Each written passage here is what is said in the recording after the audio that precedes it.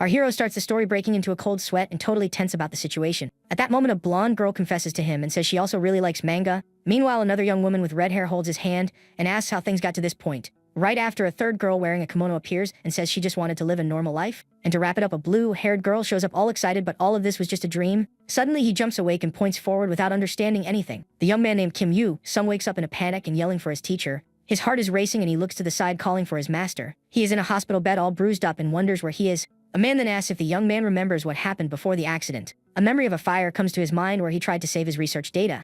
With that, the boy realizes he is in a hospital but does not understand why. Suddenly, his eyes widen as he notices something very strange. The young man then grabs a reflective object to see his own face. At that moment, he gets startled because that face is not his own. With his memories all mixed up, he starts to put the pieces together of what happened.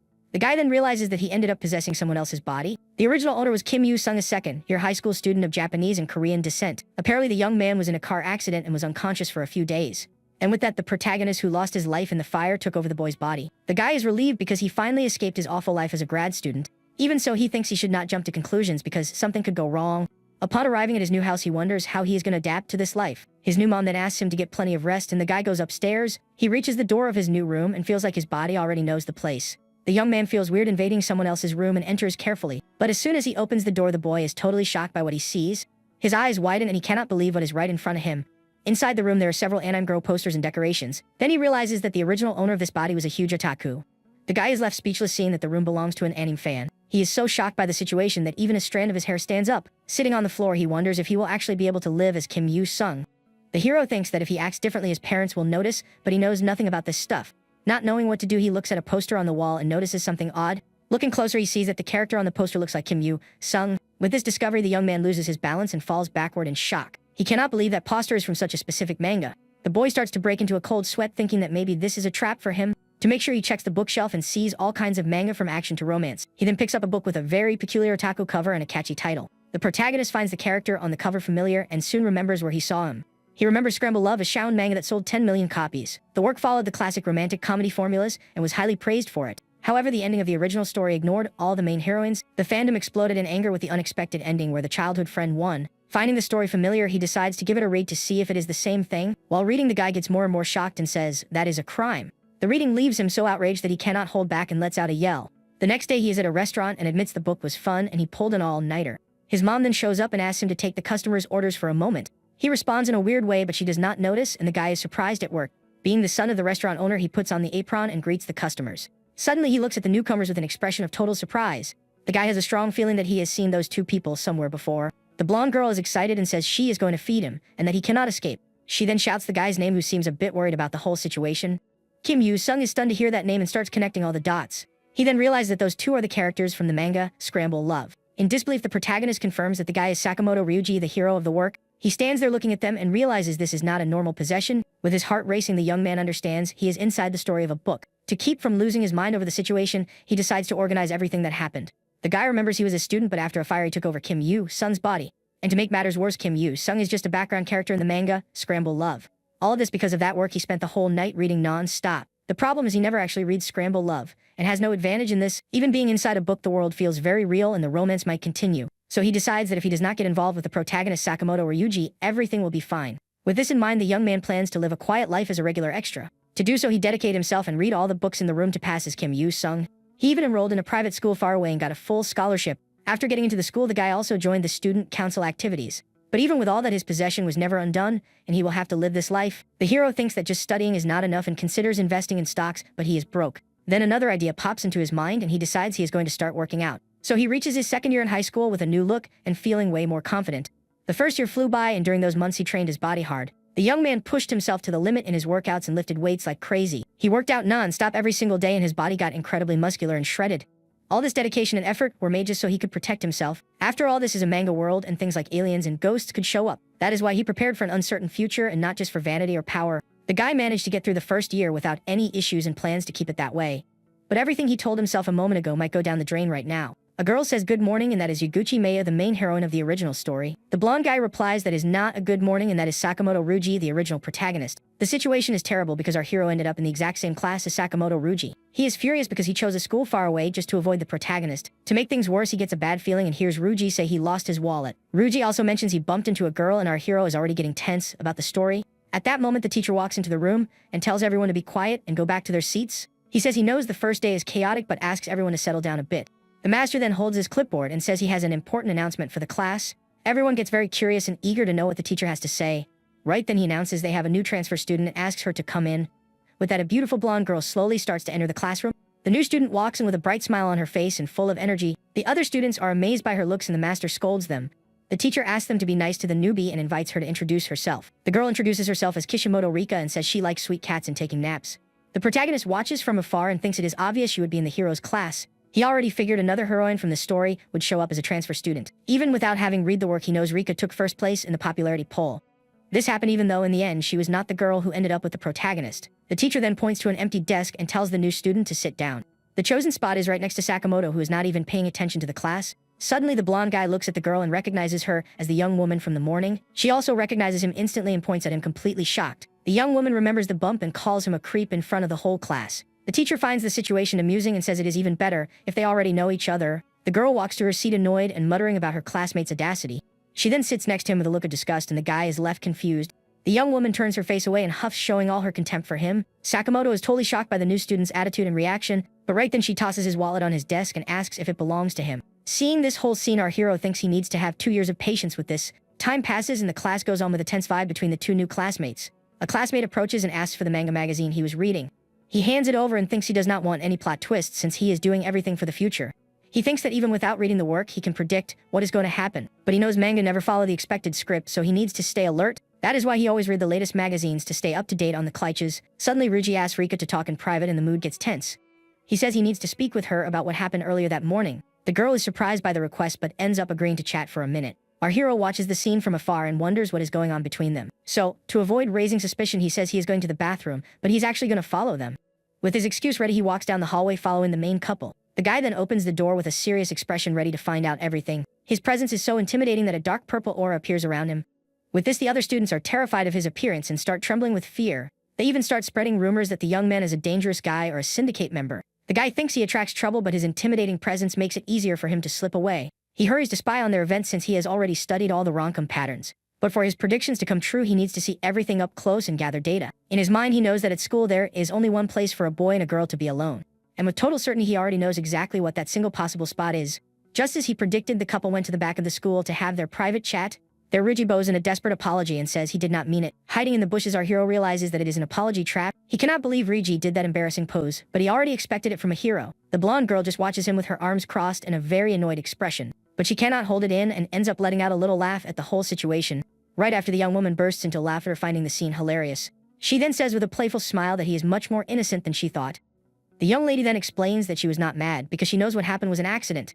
The reason she acted that way was because she found his shocked face funny. So he understands he fell for the prank of the most popular girl in school, Kishimoto Rika. Our hero then concludes that this was her first encounter event with the hero. The guy analyzes the scene and concludes that it is a classic romantic comedy opening, but suddenly a female voice calls his name and he turns to see who it is. A girl with a fan asks what a future student council secretary is doing there. She then accuses him of doing something shameful like spying on girls. That is Seiji Kumiko, the head of the council and a character with a classic mean girl vibe. However, he remembers she is a tragic character who ended up just being a rival in the story. Even so, he cannot let any heroine get involved with the protagonist. To get out of that situation, he quickly picks up a small tree branch from the ground. The guy says he was looking at the branch and that it would look good in the council room. Kumiko gets suspicious and questions the idea of putting that in the council room. She stares at him with a suspicious look, not really buying his lame excuse. With it, the young woman takes the branch from his hand with a very delicate and unexpected gesture. Our hero is a bit surprised by her attitude and does not understand her reaction. She says that since he was the one who picked it up, she will at least put it in the meeting room. He says thanks and is shocked that his nonsense excuse actually worked. The young lady then asks what brings him there since the start of the term is very busy. She reveals she wants to have lunch with the council officers and gave him a special chance. So the girl tells him to hurry to the cafeteria before the seats run out. The protagonist is confused and says there is nothing there that would suit her taste. With a smile, she says the guy really does not know her at all. The young woman then asks if he is implying she does not understand the culture of regular folks. Kumiko remembers a pork rice bowl she ate and says it is not a problem. He feels like she is insulting them behind their backs and bragging about her wealth. The guy then informs her that the school cafeteria does not serve that kind of dish. She asks what they have and he replies that there is a similar dish called gyudon. The young lady gets a bit disgusted by the name and thinks it sounds a little wrong and gross. With disgust, she asks if she really has to eat that and seems quite reluctant. The hero teases her and asks if she was not just bragging about being different from the others. At that moment, Akai Shinjiro, the vice president of the council, shows up and finds her. The guy with glasses recognizes Kim Yu-sung and seems to understand the whole situation. The vice president yells at our hero and questions him about his absence from the council. Akai then reveals that the poor president skipped her meal just to look for him. The guy is confused and does not understand why she would do something so drastic for him.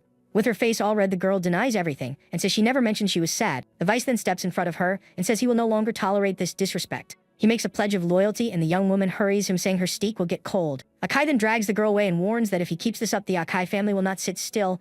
Our hero is left behind completely lost and without understanding anything that happened. With the end of this confusion, time passes and the school day finally comes to a close. After class, the guy goes to the subway station so he can head back home. He reflects that the day of the hero event is when the story truly begins. Thanks to his training, everyone avoids him, and his plan to be an extra is working. If he keeps this up, there will be no reason for him to get involved with the protagonist. The station panel then shows that it is 10 minutes until the next train arrives. While waiting, he goes to a vending machine, but the can ends up dropping. With his drink in hand, he thinks he just needs to live like a normal extra and everything will be fine. But right when he believes everything is going well, a hand grabs his arm. The young man turns surprised and curious to see who interrupted him. To his absolute shock, the person there is the new transfer student Kishimoto Rika. The protagonist is stunned and wonders why on earth she is standing right in front of him. The girl says she was worried and is glad she found him so fast. She then steps closer and asks if he knows how to get to a certain place. He knows the info, but what puzzles him is how she knows his name. With a smile, the young woman points to the name tag on his uniform. Rika then calls him Kim Kun and says his name is written right there. The guy feels awkward because he had completely forgotten about that little detail. The girl lets out a little giggle seeing his reaction and how forgetful he is. She then says he is a good person and that she knew it from the start. The protagonist is intrigued by the compliment and wonders why she thinks that. Confused, he cannot understand what the girl is talking about or what she wants with him. He asks what she meant by that and how she managed to remember him. The girl says he has a weird energy and that it would be impossible not to notice him. She heard rumors that he fought a gang and was recruited for baseball. And because he was casual with the queen of the class, she was sure he was a cool guy. The guy thinks that in such a short time she has already misunderstood him completely. He panics because out of all people he ended up getting involved with one of the heroines. The young man thinks her kindness explains her fame and considers whether he should scare her off. At that moment, the girl calls out to him and pulls him out of his deep thoughts about the future. The young lady complains that he did not reply to her compliment and the guy awkwardly apologizes. She then asks what his answer is and the guy just thanks her for the nice words. With that response, the young woman flashes a kind smile and continues her chat with him. He says others might misunderstand him, but she will see who he really is one day. The guy mentions he might look scary, but he is actually pretty cool. With a bright smile, she offers to be his friend until everyone else understands him. The protagonist stays quiet, processing the blonde girl's unexpected offer. He realizes that scaring her will not work and decides he will play along for now. But to keep up his disguise as a background character, he accepts and says he is counting on her. The young woman smiles happily that it worked, and he thinks she can fool herself all she wants. She then remembers what she wanted to ask and shows a piece of paper with an address. The girl says it is her new house, but she is totally lost with the subway lines. He notices it is a wealthy neighborhood and realizes she also has the rich girl trope. The guy says it is close to his house, so they will take the same train, and she gets excited. Her eyes light up at the news and she gets super hyped about the coincidence. She asks if his house is close and he says it is only 2 stops away. The young woman thinks it is destiny, but our hero thinks this is a huge problem. But suddenly he stops and gets an idea to use this situation to his advantage. The guy prepared himself to survive but has a fatal flaw: he never read the word. That is why the info coming straight from Rika is more accurate than from an extra. So his plan is to become her friend to get information and maybe give some advice. With an evil smirk, he thinks a small change like this will not mess up the plot. As a friendly gesture, he offers to buy her a drink from the machine. The guy says it is a thank you for being his friend, and the young lady picks a cola. She then pops the can open and chugs the soda eagerly. With a smile from ear to ear, the girl says there is nothing better than soda. He asks if she really likes cola, and the girl says she has not had it in ages because of a diet. The protagonist gets curious and asks about this diet she mentioned. The young woman then shows her phone with a picture of herself dressed in model clothes. She reveals she used to be a magazine model, and that is why she needs to take such good care of her body. The guy points out she looks different, and she denies it, saying it is not makeup. He changes the subject and says the train is here, but she complains that is cheating. With the train pulling into the station, their little argument gets cut short. Once inside the car, some people comment on the hero's tough guy look. Everyone on the train gets scared and steps away from him, creating a big empty space. The girl jokes that thanks to him they found a shortcut, but he disagrees. The young man then pulls out the subway map to figure out how to get his new friend home. He guides her through the station, but she gets a bit lost and cannot keep up with him. When the train stops at his station, the young lady asks if he is abandoning her. He lets her know he is getting off there and that her station is 2 stops away. Before the doors close, the blonde girl calls his name one more time. She says goodbye and tells him she will be counting on him tomorrow too, and the doors close. Standing alone on the platform, he wonders what she meant by tomorrow too. The protagonist stands there not understanding the direction things are taking. The next day at lunchtime, the students happily head out to the cafeteria. The guy is alone outside and realizes he forgot his lunch at home. But luckily he finds a lunchbox full of kimbap in his backpack. With his chopsticks, he picks up a kimbap roll, ready to finally eat lunch. Suddenly someone calls out to him and he turns around surprised to see who it is. It was Rika, who found him there all alone, and she seems quite worried about the situation. She then asks with a pitying look if he eats alone every single day. He explains it is so he does not bother the others, but she insists he eat with someone. He says it is easier this way and that the others need time to get used to him. The young lady feels awkward and says she will wait, but does not feel like he is truly alone. At that moment, she gets a brilliant idea and her eyes widen with the new discovery. The girl looks at his lunchbox with a lot of curiosity and interest in the different food. She recognizes the kimbap from dramas and excitedly asks if she can try a piece. The guy agrees, a bit surprised, and wonders how she changes moods so fast. She then asks if she should cry and invites him to eat lunch together from now on. He warns her he does not bring kimbap every day, and the young woman gets annoyed, saying that is not why. The guy thinks he ended up getting closer to her and that her company is not weird at all. The young woman then grabs one of the rolls of her chopsticks and eats it with great delight. She loves the taste and asks if his family really owns a Korean restaurant. Sitting on the bench, he says thanks, and she asks him to thank his mom for the food. The girl then offers a piece of her omelette in exchange for a little more kimbap. The guy accepts the trade and grabs a piece of omelette from her lunchbox without hesitating. With the chopstick, he brings the food to his mouth to try the Japanese dish.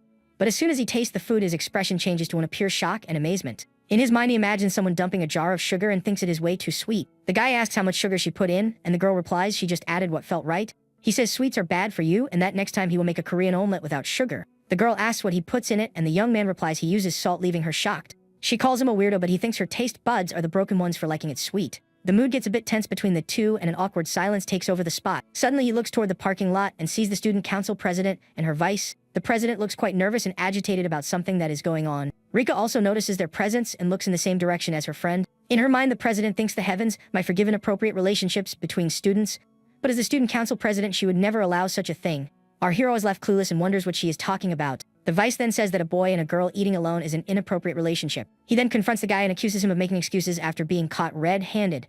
The hero denies the accusation and says he is not making excuses for the situation. Rika then says that even so, meeting up every lunch is kind of weird. The president gets all flustered and stutters, asking if she wants to tell her something. With that, Rika remembers and points at her, calling her the gloomy president. The black-haired young lady is completely confused and shocked by that nickname. Rika explains the rumor that she walks alone and says she now understands why. Very angry, the president yells that her uniform protects the council's dignity. The blonde tells her to just accept it because everyone calls it cosplay and there is no problem with that. The president is devastated to learn that the students make fun of her and call her a cosplayer. Rika watches the other girl's reaction and realizes she went too far with the joke. The young woman then says she will let it slide but warns that one day she will be back. Embarrassed, she runs away and her vice goes after her without understanding what happened. The guy with glasses yells for her to wait and the two quickly vanish from sight. Rika then asks her friend what she did wrong and he says he has no idea. The bell rings, signaling the end of lunchtime, and everyone heads back to class. After class, our hero is sitting alone at his desk, deep in thought. A female voice calls out to him and he looks to the side to see who it is. Rika shows up with her backpack and asks why he's not gone home yet. She notices the club guide and he says he wants to join one since he has free time now. The girl then invites him to go check out a few clubs together that day. She explains it is better to see them in person, and the guy thinks about the idea. He agrees and says they should start right away, and the young woman gets excited. The guy then reveals his plan to visit all the clubs and Rika is shocked. With an evil smirk on his face, he says he has a reason for doing that. He is curious to find out how far his strength can take him in sports. With this goal in mind, their first stop is the soccer club. There, one of the players kicks hard and the ball flies toward the goal. But the ball goes way off and the goalie complains about the player's terrible aim. Two troublemakers then complain that they cannot score a single goal on the field. The club members get annoyed with them and tell the two to stop getting in the way. The troublemaker gets ready to kick and tells them to watch because it is not hard at all. One of the players then calls them out and the punk asks who he is talking to. Suddenly, the soccer team captain shows up and the two are shocked by his presence. With a serious look, the captain asks if they can clear the field for practice. They recognize him as Ryohei, the third-year captain, and get very scared. With that, the two quickly apologize and say they were already leaving the area. One of the players thanks the captain because the troublemakers were bothering him. The team leader then asks about the freshmen and the guy says no one stood out. The captain is worried because they want to win nationals but lack talent. He thinks only a strong rookie could completely change the team's results. Meanwhile, the troublemakers walk away from the field, still pretty mad about the situation. One of them suggests going back and crushing them, but the other tells him to go by himself. The friend then questions his dream of ruling the school and calls him a coward. The other says fighting is not just physical and that experience is what really counts. While walking, the punk ends up bumping into someone and gets furious about it. He turns around to complain but is shocked to see it was our hero. The protagonist then asks with a threatening look if he can repeat what he just said. The two recognize him and are paralyzed with fear, unable to say a word. They run away in a panic, screaming to escape and save their own lives. Rika and our hero stand there not understanding what just happened right in front of them. The other students comment that as expected he defeated the tough guys with just a look. The girl then scolds him and says he cannot go around picking fights with everyone. To her, just his glare is already a huge problem and it leaves him speechless. He realizes that being a normal background character is going to be a much harder task. One of the players is alone on the field organizing the balls for practice. He looks to the side and seems to have noticed something or someone approaching the field. At that moment, the protagonist and his new friend arrive and the player is stunned by the scene. He wonders why Kim Yu-sung is there and gets scared by his presence. The guy then grabs his teammate's shoulder to calm him down from the scare. The young man says there is no way someone like him would want to join the soccer club. The captain thinks he heard bad rumors, but now seeing the guy in person, everything makes sense. He is not just any punk, and with that physique, he is already at a national level.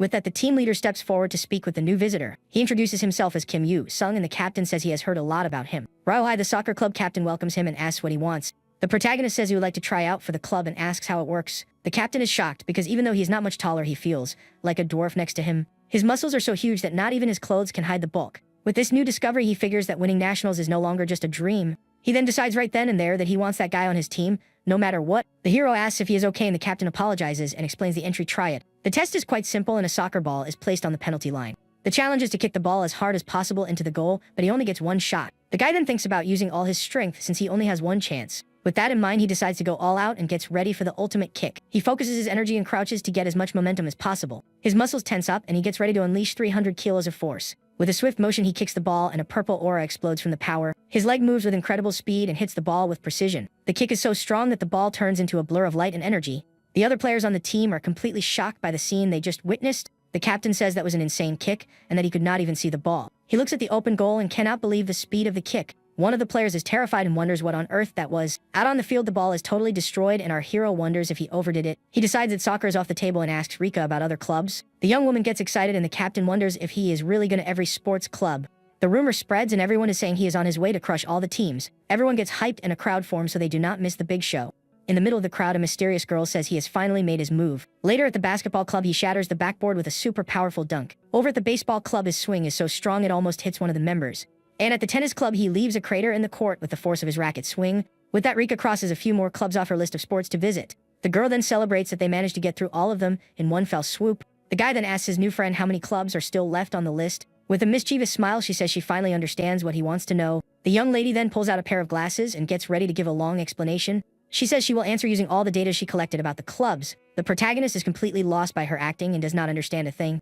The girl then explains that excluding the ones with no tryouts today, there are 3 left. The first is track and field, which builds the focus and endurance of its members. The second is swimming, which improves cardio and full body strength all at once. And the last one is kendo, which is meant to train discipline and mental toughness. Thus, she wraps up her analysis saying there are 3 clubs still available. He thanks her for the explanation but says she did not need to go that far. The young woman then asks where they are heading next and offers to guide him. The guy changes the subject and asks if she has acted before, making her blush. He says she seems good at it, and the young lady gets nervous trying to explain herself. She says it is a slightly embarrassing topic for her to talk about, but she ends up admitting that in the past she did something very similar to acting. The protagonist is totally shocked and his mind starts racing with ideas. He gets a bad feeling and thinks this would break the rules of the genre. The guy dismisses the idea but decides it is better to find out everything in advance. Suddenly, the girl grabs his arm to get his attention back. She then hurries him and tells him they need to get going since there are 3 clubs left. He notices how nervous she is and decides it is better not to push the issue. The young man suggests starting with kendo, and the girl agrees to take him there. Upon arriving, they find a crowd of students gathered in front of the dojo doors. One of the students looks at his phone with a very surprised face. The crowd goes wild and announces that Kim Yu-sung has finally reached the kendo club. People mention he has already wrecked other clubs and is even scarier in person. A reporter from the school paper is too scared to get close and interview him. Right then, Rika steps into the role of his manager and tells the reporter to speak with her. At that moment, the dojo door slowly opens, revealing who is on the other side. The protagonist is a little surprised to see the figure standing before him. A girl calls him a delinquent and says he is just using the tryouts as an excuse. She then points her kendo sword at our hero with a serious look. That is Fuma Yukika, the club captain, and she says his winning streak ends right there. The crowd praises the captain for her bravery and for not backing down from the challenge. He says he is only there because he is interested in the club and asks her to explain the test. The captain likes his attitude and says he talks like a grown-up, and she likes that. She then readies her wooden sword and explains that the first strike wins the match. Yukika says she will fight him personally and invites him into the dojo. The other students get super hyped about the duel between the human weapon and the captain. The crowd cheers for the upperclassmen to crush him and says this is a must-see show. Our hero thinks everyone is acting like he is the final villain of the story. Suddenly, the captain lets out a powerful shout and orders everyone to be quiet. Her shout is so loud that all the students freeze and get scared. She then warns that the fight is strictly between the 2 of them, and no one else can enter. Yukika threatens that if anyone insists on coming in, she will fight them first. With that threat, all the spectators fall silent and become very afraid of the captain. Rika comments that this captain is on a totally different level from the others. Our hero agrees with his friend and recognizes the strength of this new opponent. He feels an immense pressure and realizes her aura is no joke. The protagonist then asks Rika to wait outside since he will be right back. With everything settled, he walks into the dojo alone for his big showdown. The captain asks if he is sure he does not need protective gear. He says he doubts they have anything in his size, and she takes off her armor too. The guy agrees but warns that he will not be held responsible if she ends up getting hurt. The girl laughs and says he says some very funny things as she grips her sword. She warns him that he will not even come close to touching her uniform and gets ready. With everything set, the duel between the 2 finally kicks off in the dojo. The captain charges with a swift strike and our hero blocks it with his sword. She praises his skills and says for a street punk he is actually pretty good. But the young woman adds that in the end he is just an ordinary guy. He then dodges one of her attacks with a lightning-fast movement. The girl pushes forward and with her wooden sword, she manages to break his. She then uses a flash technique to blind him for a split second. With her opponent blinded, she prepares to land the final blow and end the fight. But the guy manages to dodge at the last second, leaving the captain surprised. Our hero stays silent and just watches the girl with a serious look. She calls him a foolish boy and says he cannot break a simple magic circle. The captain then moves into attack, but the protagonist stays calm and still. He then reaches out and manages to stop her sword using just his fingers. With a look of pure shock, the guy reveals his true power and disarms her. The young lady is stunned and cannot believe what just happened. Our hero then grabs her sword and strikes her with a precise hit to the chest. She feels a massive pressure and does not understand what happened during the fight. The protagonist then wonders if she held back on purpose during the clash. The captain realizes she underestimated him and that if the fight continues, she will be in danger. With that in mind, she decides she is going to end it all on her next attack. Using her clan's secret art, she charges forward for her final and most powerful strike. Our hero stands still waiting for her attack with a very calm expression. He then catches the blow with just one hand and a white light explodes on impact. The guy blocks the strike effortlessly, leaving the captain completely shocked. No one had ever withstood that technique, and everyone thought it was unbeatable. With a smile, she says his name ends right there and gets ready to strike. But suddenly she notices something off and her expression changes instantly. The girl is hit by a mysterious blow and lets out a cry of pain and surprise. She does not understand what hit her and wonders if it was some kind of killer aura. The captain then falls to the ground completely defeated and confused by what happened. In her hand, she grips what is left of her wooden sword snapped in half. She then realizes it was not an aura, but a very powerful physical attack. The protagonist stands in front of her with his shirt ripped and his muscles showing.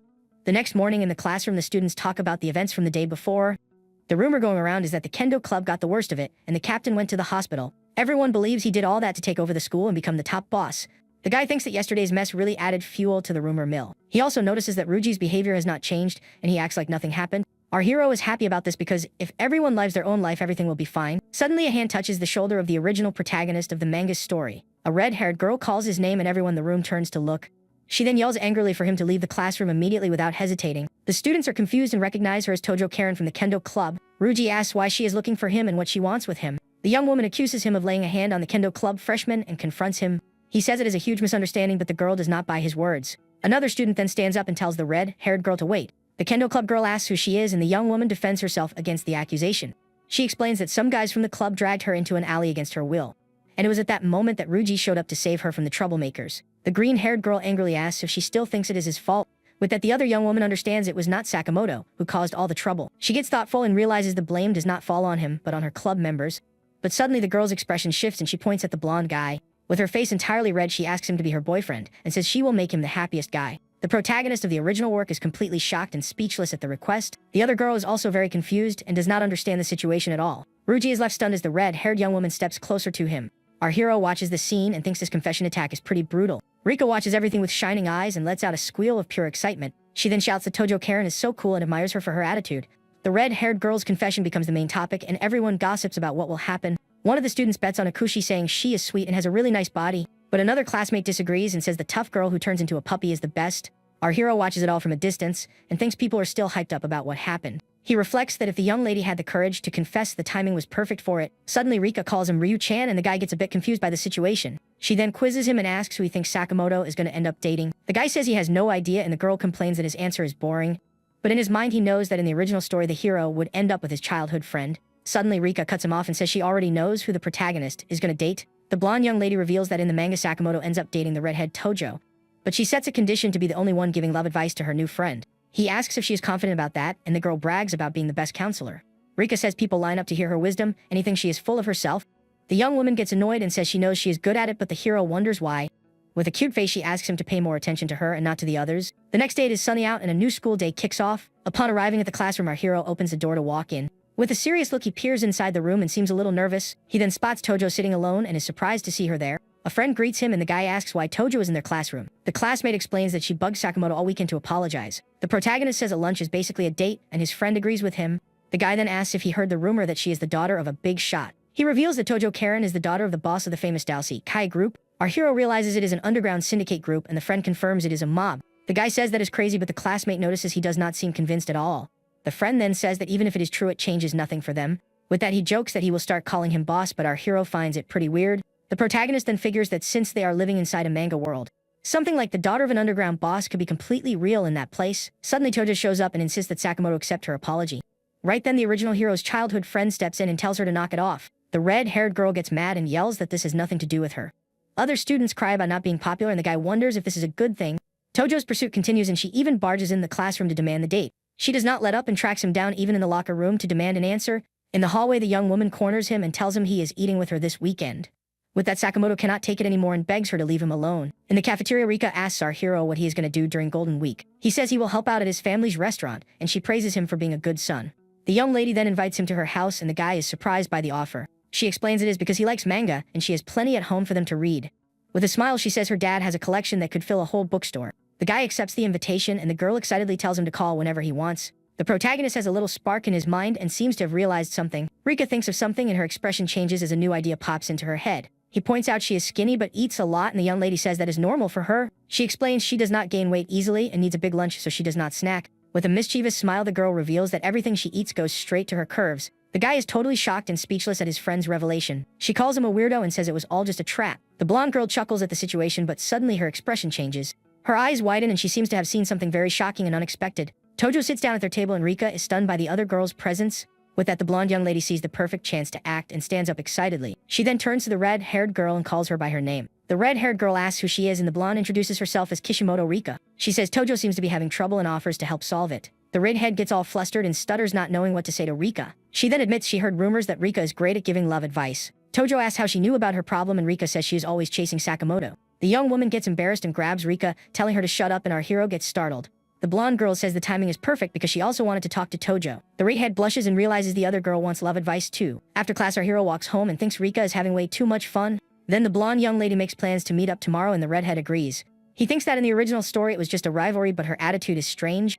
But he decides to stop thinking about it and goes to the gym to work out a bit. Arriving there, he is startled by the noise and sees everyone training like crazy in the place. He wonders why it is so loud and someone calls out his name. The guy turns around surprised and finds Fuma Yukika, the kendo club captain, there. With a shocked look, he recognizes her from the fight they had in the school dojo. The protagonist then asks if it is really her standing in front of him at the gym. She explains that the club does not give her enough of a workout, and she did not know he came here. He feels awkward and thinks her presence explains why the other members are so hyped. The guy also notices she is pretty enough to cause all that commotion. He asks if she lives nearby, and the young lady reveals she recently moved there. Our hero is surprised by the news, and suddenly someone shouts that this is great. The gym owner Nakayama Yujiro shows up and calls the protagonist boss. He then asks the guy to show Fuma how to train since they go to the same school. The owner whispers that the girl seems to like him and that he should take the chance. The guy says he will take it easy and thinks the owner got the whole thing completely wrong. The three of them stand there looking at the workout equipment in the gym. The owner suggests starting with 220 kilos, and Fuma is shocked by the weight. He calms her down and says he has never seen a beast like Kim Yu Sung in his 20 years doing this. With that, our hero grips the iron bar tightly, ready for the workout. His leg muscles flex with power and he gets ready to lift the weight. The gym owner smiles proudly at the guy's display of power. With a grunt of effort, he lifts the bar with impressive ease. The kendo captain is completely blown away by the strength she just witnessed. The owner says it is too light and bumps the weight up to 270 kilos. He manages to lift the new weight for 5 sets, and the two of them are stunned by the scene. The owner brags and calls him a beast, but the young lady thinks it is just absurd. She admits that kind of physique does not belong to a student and that he is a true monster. So she concludes he must possess the supreme yang physique she has heard about. This physique refers to a build with the combined yang energy of 100 men. Theory says that famous heroes from history and myths also wielded this power. She is certain of it because she fought him and felt his power up close in the dojo. With this discovery, she decides she needs to report the fact to that person. The next day, the group meets up in front of a traditional-style house. As they enter, they are welcomed, and the redhead seems very familiar with the place. The guy wonders if Tojo's family is really from the mob, and if this is normal around there. He thinks he cannot get used to the events in this world, and a man glares at him. The guy gets spooked by our giant hero's intimidating presence. He then accuses him of being a spy from another syndicate, and tells the young lady to step back. The redhead scolds him, saying her friends came to her house to help her out. Our hero gets frustrated and thinks he literally did nothing to scare him. Inside the house, the man apologizes for his subordinate's behavior toward him. The young man says it is fine and that this kind of misunderstanding happens to him a lot. He tries to slip out of the meeting, but Rika says a guy's opinion is important. She then tells Tojo that the best way to express her feelings is by cooking. The blonde calls herself a love expert, and our hero feels major secondhand embarrassment. Excitedly, she asks if they are ready to start cooking, and everyone agrees. Time flies by as they dive into the fun cooking lesson. With her face completely flushed, the redhead finally announces she has finished her dish. She proudly shows off the very first lunchbox she made, and Rika praises her effort. In a quick flashback of the lesson, our hero warns Tojo to be careful with the fire. But her food burns, and the guy thinks that was a pretty dangerous meal. Feeling hungry, he offers to cook, and the two girls are surprised by his offer. With a confident look, the protagonist tells them to leave everything to him. He then starts cooking, and a blast of fire shoots up from the pan, showing off his skills. The two girls drop their jaws, watching their friend's skills in the kitchen. In just a few minutes, he finishes the dish and announces the food is ready. The girls taste the food and are amazed by the delicious flavor of the dish. Rika asks when he got so good at cooking, and the guy explains it was during his first year. He says his mom used to wake up at dawn, but he felt guilty about it. That is why he started cooking, and Rika is moved by his story. The guy asks who makes her lunch and the girl says it is her mom and he teases her. Suddenly the blonde remembers she has something to give Tojo, and the other gets confused. She then hands over a gift and says she bought makeup for her new friend. Rika also wrote down some skincare routines and Tojo awkwardly thanks her. The young lady says they should start with the makeup and then go buy some clothes. Rika then points out that Tojo's usual school style is a bit weird. She adds that she dresses like an old man and Tojo gets furious at the comparison. Our hero smiles and the redhead says she will learn how to do her makeup for the date. Excited, the blonde tells the guy to wait while they freshen up a bit. He asks if he is going to be left alone and she says watching a girl transform is a crime. The two then head out for the makeup session, leaving our hero all alone. The guy is confused because she was the one who said a guy's opinion was important. Later that night he walks home and thinks the day turned out to be fun. Next to Rika, he roots for Tojo to actually get the date she wants so badly. Suddenly he stops and looks to the side, leaving the blonde girl confused. The guy asks to stop at a store so he can buy a manga magazine. He then grabs a copy of this week's issue with a very colorful cover. The young lady asks if he buys it every week and mentions her dad loves manga. He asks if she buys it too and the girl wonders if that makes her a good person. With her face blushing, she gets flustered and the guy confirms she is a good person. He then explains she gave it her all for Tojo and anyone who does that is good. At the compliment, the young woman gets completely embarrassed and looks away blushing. The protagonist does not understand her reaction and the girl seems pretty nervous. She says it is getting late and runs out of the store to head home. Left alone, the guy wonders what got into her and figures it might be a bathroom emergency. The next day at school, the sun is shining and another day of classes begins. In the hallway, the students whisper and stare in surprise at someone walking by. Sporting a new look, Tojo walks down the hall and everyone talks about how cute she is. The students wonder if there was a girl like that in school and notice her class. With a determined look, she holds a letter with a very elegant seal in her hand. The young lady then hands the letter to Sakamoto and challenges him to a date. The guy does not recognize her and asks who she is, making the girl mad. Time passes and the group meets up in Shibuya for the big shopping date. Rika praises the challenge letter and Tojo asks them to call her Karen now. The blonde agrees and also asks her new friend to call her Rika. In the women's clothing section, our hero feels like he is in a totally different world. In a flashback, Rika convinces him to tag along to help Karen with the outfits. The blonde young lady then finds a store called Marionette with a pretty dress. With that, she drags Karen into the store so they can try it on. Rika bombards her new friend with tons of clothes, leaving her pretty overwhelmed. With a smile, she pushes Karen into the fitting room to change quickly. The redhead says the style does not suit her and Rika decides to step in. She then steps closer to Karen and tells her friend to stay quiet and trust her. Outside, the guy wonders what they are doing in the fitting room. With trembling hands, the young woman holds the skirt of her beautiful new black dress. She steps out of the fitting room and says the skirt is too short, but Rika ignores her. Our hero then compliments her look and says the new outfit really suits her. Blushing, she thinks Tojo managed to pull off a complete transformation. After shopping, the group heads back to the Tojo clan's mansion, Karen's home. At the mansion, a meeting is taking place and the clan boss glares at his men seriously. This is Tojo Nado, the sixth boss and also Karen's overprotective father. He is better known by his nickname, Sea of Red Nado, which is pretty terrifying. The boss then slams a knife into the table, announces his daughter has found a suitor. His men get furious and wonder who the punk was who dared to do such a thing. The jealous father says he will not hand her over to a nobody and calls his assistant. He then asks the guy's name and his right-hand man confirms it is Sakamoto. The assistant reports it is Ruji Sakamoto from the same private school as the young lady. He goes on to say the young lady wanted to visit the beauty salon and that he drove her himself. To top it off, he shows her credit card history with lots of clothing stores. With this, he concludes she has a date and the father blows up with rage at the news. The boss screams Sakamoto's name and his henchmen try to calm the situation down. With hatred in his eyes, he orders anyone who is free to assemble this weekend. Their mission will be to shadow Karen and stop Sakamoto from trying anything funny. All the executives then confirm they will join the mission to protect the young lady. Meanwhile, our group is at a diner to grab a bite and rest up. Rika complains she is completely exhausted after the long day of shopping. She says she has no strength left to chew, but our hero notices she eats just fine. Karen says thanks for the help and Rika says it was nothing since they are great friends. The red-haired girl says that thanks to her the shopping trip was really fun. With that, she looks at the protagonist with a whole new perspective on who he is. The young woman asks if the burger is enough and offers to pay for more. She insists because compared to all the help he gave, that was nothing. In her mind, the girl thinks he looked like a thug but now sees him differently. He asks why she is staring at him so much and Rika jokes he has ketchup on his face. The girl falls for the prank and the blonde asks if she has picked the date spot yet. She says she is going to a cafe in the movies, but her friend has a much better idea. Rika then shouts that she is naive and Karen gets startled by her reaction. The blonde explains she will not win the guy over by being basic like everyone else. With a playful smile, she shows her friend a picture of an aquarium on her phone. Rika describes the aquarium with sparkling waves and fish dancing in coral reefs. With the perfect lighting, the romantic vibe would be ideal for deep conversations. The blonde pushes her friend to trust her and our hero cannot believe this. With everything settled, the day finally comes to an end and the sun sets over the city. Rika says goodbye to Karen and wishes her good luck on her date the next day. The red-haired girl says thanks and waves goodbye to the two friends who helped her so much. Left alone, our hero and Rika walk together as they part ways with their friend. The young woman then asks him about tomorrow, and he says he is going to read comics at home. With that, she gets the bright idea to follow Karen on her date, leaving him shocked. She says they have a responsibility to make sure their friend is happy and he caves. The girl celebrates their partnership and thus the spy duo of Rika and Yu. Sung is formed. The next day, the sun rises and the big day of the date finally arrives for everyone. In a corner of the city, two girls look surprised as they glance to the side. One of them is Sakamoto's childhood friend who seems pretty shocked by something. Nearby, Karen's dad arrives looking intimidating and scares a kid. With his henchman, he gears up for his beloved daughter's very first date. At the meeting spot, Karen waits anxiously holding a purple gift. Sakamoto then arrives waving and calls the girl by her last name Tojo. With a kind smile, he apologizes for being late and asks if she waited long. Blushing, the young lady says she just got there and that it is no problem. An awkward silence falls over the two and Sakamoto is left not knowing what to say. He then compliments her casual outfit and the young woman is surprised by the comment. Thanking him awkwardly, the two start walking together on their highly anticipated date. She suggests grabbing tea to plan out their day and he agrees immediately. The guy then offers to carry the gift while someone watches them from a distance. In disguise, our hero and Rika spy on the couple from a well-hidden alley. The protagonist rushes to follow them and Rika runs after him so she does not fall behind. The couple then walks toward a famous cafe and they seem pretty excited. From afar, Karen's dad watches everything with a look of pure hatred and disgust. He explodes with rage that the guy made his daughter wait for 5 whole minutes.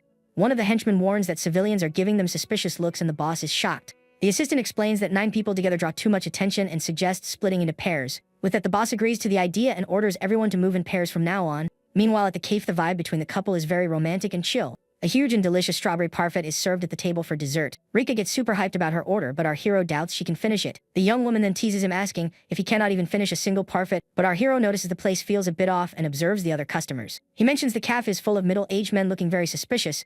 The guy then gets a bad feeling and thinks they are tied to Tojo somehow. His focus turns to one specific man, Karen's overprotective dad. He thinks the guy's wig looks really weird, but notices he resembles Tojo. Just then he hears Karen and Sakamoto talking about the dolphins at the city aquarium. The couple agrees to check out the dolphins first as soon as they reach their destination. With a glowing smile, the young woman says today is going to be so much fun for them. Our hero gets tense and thinks that with so many spies this date is going to be tough. After dessert, they head to the Shibuya station to catch the next train. Inside the packed train car, Karen ends up falling asleep on Sakamoto's shoulder from pure exhaustion. Our hero shields Rika from the crowd as the train doors slowly close. The young lady gets startled by the pushing and people complain about the lack of space. She thinks she is way too close to Ryu and did not expect the train to be this packed. The guy then turns to the girl and notices how uncomfortable she is. He asks her to hold on just a little longer and the young woman awkwardly agrees. The doors open and with the rush of the crowd, Rika is almost swept away in the chaos. Worried about the couple, he tells her to grab his hand so they don't get lost. With a pull, he guides her through the crowd so they can exit the train safely. After all the chaos, they finally arrive at the Ikebukuro station. The two are exhausted but made it out and are still holding hands. Rika then points to their hands and the guy apologizes awkwardly. With his hand free, he gets ready to step back, but she asks for something unexpected. With a smile, she asks him to hold her hand a little more gently next time. Our hero gets totally flustered and wonders what she meant by that. Suddenly, the light turns red and they lose sight of the couple across the street. He calms her down and says since their destination is the aquarium, they can just head straight there. Upon arriving, they find a massive crowd and the henchmen start complaining. They did not expect so many people on a weekend morning and feel totally lost. The guy recognizes the gang members and knows he needs to be careful not to be seen. So he hides with Rika to avoid being spotted by the underground syndicate guys. From a distance, Karen's dad spots him and finds him a bit suspicious with the hood up. The assistant recognizes him as Kim Yu, Sun, the young lady's friend, and the girl next to him. In a flashback, he remembers the two helping Karen get ready for the date. With that, the boss understands they are there to help and not to get in the way. He then decides to follow his daughter's friends so he won't ruin the date. The boss then leads his men and closely shadows our hero and Rika. Meanwhile, at the aquarium, the couple seems amazed by the beauty of the place. Sakamoto invites her in and Karen is super excited to see the fish. Nearby, 2 troublemakers recognize the protagonist of the original story. With a smile, he asks his friend who that guy walking around is. He recognizes him as the jerk who kicked them out of the kendo club and gets angry. With a hateful look, he says this time he will not let him get away with it. Inside the aquarium, our hero and Rika spy on the couple from afar very carefully. The dim lighting makes it hard to see, but the vibe between the two seems really good. The guy can tell their date is going much better than he imagined. Karen has a bright smile on her face and is having a great time with Sakamoto. He then wonders if they even need to keep spying on the two of them. After the aquarium, they head to Minami Ikebukuro Park for a picnic. Rika prepared a feast with kimbap and inari sushi that looks delicious. Our hero is shocked by the amount of food, but the young woman is hyped. She then says they can now eat and keep an eye on the couple at the same time. Sakamoto mentions the aquarium was fun and Karen agrees about the fish. Looking totally tense, the red-haired young woman offers the lunch she made herself. Rika gets worried about her friend, but the hero says she is nervous because it is her first time. The blonde remembers her friend practiced for 3 days and even asked for advice. With trembling hands, the young lady hands the lunchbox to the guy who looks at it. He is amazed by how the food looks and says it is simply incredible. The blonde guy then picks up one of the rice balls to try it out. With an attentive look, the red-haired girl waits anxiously for her classmate's reaction. He takes a bite and his expression shifts to one of surprise at the taste. With his mouth full, he gives a thumbs up and approves of his friend's food. Seeing this, the young woman fills with joy and her eyes sparkle at the compliment. Excitedly, she then offers a piece of chicken and the guy gets a bit bashful. He then opens his mouth to receive the food from the super happy young woman. With a smile, the girl watches the guy and a romantic vibe takes over. The young lady gets all hyped up and encourages him to eat even more of the food. Sakamoto praises the dish and Karen is happy like everything. From afar, our hero tells Rika to eat too and the young lady agrees. Meanwhile, Sakamoto offers a bit of his rice ball to Karen. He says he is fine for now but will try her food later. With her face completely red, the young lady realizes this is truly a date. Rika comments that the two seem to be getting along great and he agrees. The blonde thinks something is off because the date is going a little too perfectly. With a dreamy look, she says she would also love to go on a date like that. Our hero then teases her and asks about her being a love guru. The blonde then reveals she has never dated and learned everything from manga. As the picnic wraps up, the couple starts packing their things to leave. Our hero says he will keep following them, but she insists she has done enough for her friends. The guy ignores her excuse and the young woman gets annoyed at the whole situation. With a smile, he just watches the couple who seem to have a great vibe going. From a distance, the spy duo thinks it might be time for the big confession, but suddenly our hero notices something weird and his eyes go wide. Karen's gift is on the ground and Sakamoto seems to be dealing with some kind of problem. The two troublemakers from the kendo club show up and confront the couple in the park. With an evil grin, they say they finally found him and call him a punk. The blonde guy is shocked by their presence and Karen does not understand a thing. From afar, our hero and Rika watch the scene unfold and are also pretty surprised. The bullies accuse him of being a player and swapping girls all the time. Rika suggests calling the cops, but he says he will step in if things get ugly. The attackers then step closer and Sakamoto gets ready for a fight. Our hero then remembers they were the freshmen kicked out of the kendo club. In a flashback, the original protagonist's friend tells what happened. The two were kicked out and Sakamoto defeated them even while outnumbered. Furious, they complain about the pain of not being able to see the captain anymore, and the girl gets mad. She calls them fools and points out they do not even get why they were expelled. The two recognize her and mock her for being all dressed up and looking different. With a mocking smile, one of them asks if she is going out with that loser. They taunt her, saying she does not suit him and should just stay home. Sakamoto then yells at them to shut up and steps up to protect his friend, but the troublemakers reveal they did not come alone and brought some heavy backup. One of them calls out to his older brother and Sakamoto gets tense about the situation. A blonde, muscular guy then shows up and introduces himself as the older brother. They introduce him as Hayashi, a legend from Kitayama who is supposedly still active. Sakamoto then tells Karen to run away, but she refuses to leave him alone. The punk gets annoyed by the scene and tells them to stop playing hero. With a quick move, he grabs Karen's wrist and pulls her close to him. He invites her to have some fun and tells her to forget about that loser right there. Sakamoto screams for him to let her go and the attacker says he is in the way. With a powerful punch, he sends the guy flying and gets ready to attack. Our hero then stands up and tells Rika to stay put and wait for him. The punk holds onto Karen and the young woman screams for Sakamoto desperately. The punk says it is no big deal and that he is taking his girlfriend away. He steps closer to the young lady, but a dark purple presence emerges behind him. Our hero then appears and glares at him with a serious, angry look. With a tight grip, he forces him to let go of the girl, and the bully screams in pain. The guy then tosses him away with a single blow, leaving the others in shock. With a cold look, he warns that he will not repeat himself and tells him to take his hands off his friend. The attacker gets up confused and calls him boss, not understanding where he came from. He gets angry and challenges him to a fair fight with no sneak attacks. Our hero unleashes his intimidating aura and the bully wonders about his training. He convinces himself it was just a sneak attack and that the guy is just a strong civilian. From afar, Karen's dad watches everything and wonders if he should let the situation play out. He remembers losing sight of the couple and getting a bit desperate. Just before, they were eating lunch in the park and suddenly vanished. The assistant then spots them and points to where the two are in the middle of the park. The underground boss then sees his daughter being grabbed and gets ready to strike. He is furious at the punk who dared to lay a hand on his beloved daughter Karen. One of his henchmen asks if he should get the tools, and he tells him to wait. The boss says they do not need to butt into a kid's fight and just watches. From behind, our hero releases a dark purple aura that scares the troublemakers. Karen's dad feels a suffocating pressure and the mood gets heavy and tense. He remembers feeling that exact same sensation before in a standoff. The aura reminds him of Ivan the Destroyer, the Russian mob boss he faced. During a meeting in Japan, he felt the same overwhelming pressure and fear as before. To him, that was the aura of a crushing monster that strikes pure fear into everyone. He cannot believe that this same aura is coming from a simple student. Our hero decides he is no longer following the plot and will just protect his friends. With that choice made, he gets ready to take out the trash standing in front of him. He then asks Tojo to take Sakamoto away and leave the rest to him. The young lady tries to argue, but he cuts her off and says he does not lose to guys like that.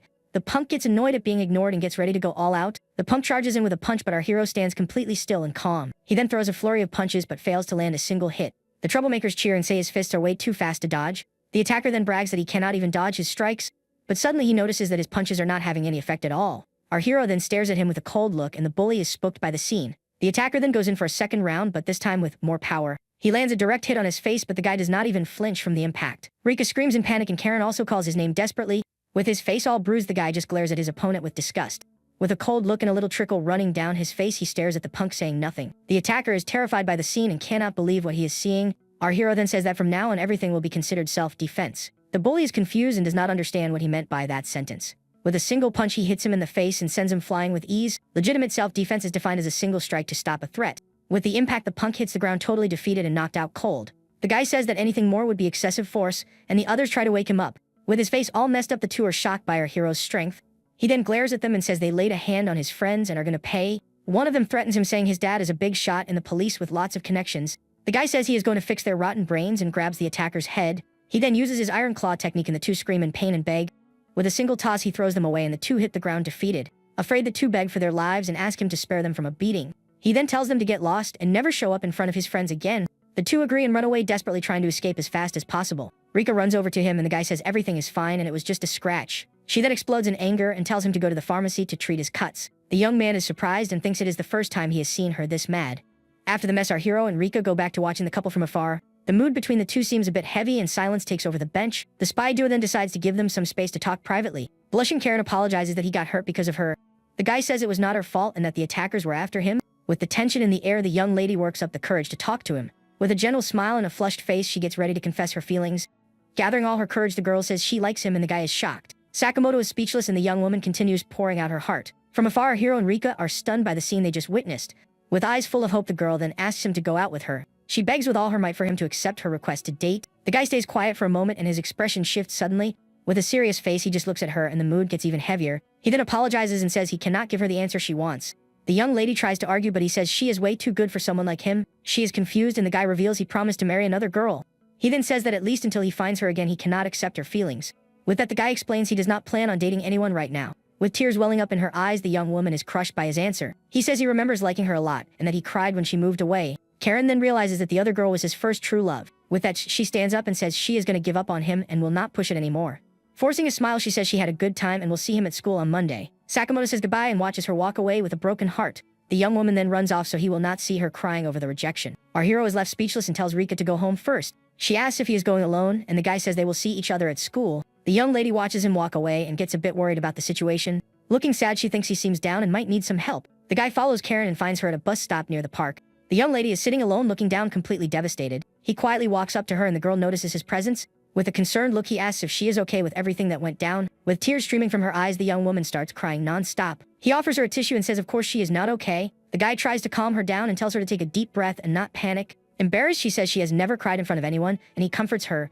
The girl thinks about the word friends and reflects a bit on her situation. She then reveals she knew the two of them were following them and the guy is shocked. He feels awkward and wonders how people get caught in romantic comedies. The young lady says her trainers were worried and he tries to explain himself. Looking sad, she apologizes for failing and not winning the guy over. The young woman thinks there was never any room for her in his heart to begin with. Hand over her heart, she says it hurts so much and there is nothing she can do. Our hero quietly watches his friend's pain and does not know what to say. Sweating and trembling, she gets ready to say something very important. Through her tears, she finally admits that she loves Sakamoto very much. He thinks it is weird because before he saw her as a character, but now she is real. The guy also thinks about Rika and how he always kept his distance from her. In his heart, he drew a clear line between himself and the manga characters, but he wonders if he can really call someone who feels such vivid pain just a character. He then stands up and tells Tojo to get up too so they can leave. The young man says if she stays there, someone will call the cops for a disturbance. The girl stays quiet for a second and watches him with a curious look. With a tear in the corner of her eye, she seems to have understood what he meant. She gives a wink and he says a smile looks way better on her. The guy then takes off his jacket and the young woman is confused by his action. He hands her the jacket and asks where they are heading next. With a smile, he invites her to go to karaoke and the young lady is surprised. He says she is going to scream to let all the bad luck out at karaoke. With that, he pulls her along and the young lady tries to resist, but the guy ignores her completely. She then mumbles that he is always so random with his decisions.